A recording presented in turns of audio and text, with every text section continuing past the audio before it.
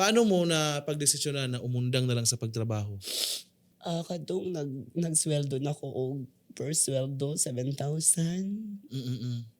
Dako-dako na kog mahatag sa akong pamilya, Mm. bugas, ah, mga panginahanglanon hantod ning taas-taas ako ang kuan.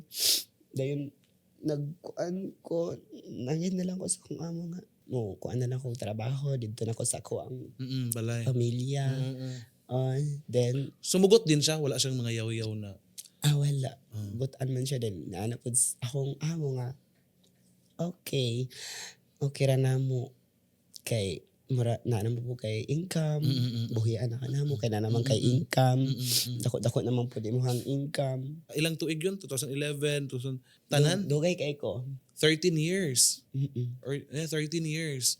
Sa 13 years na nabubuhi mo talaga yung pamilya mo doon sa sweldo mo.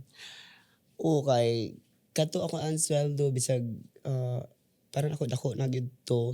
Mao toy kanang mag-uma akong mama sa bukid.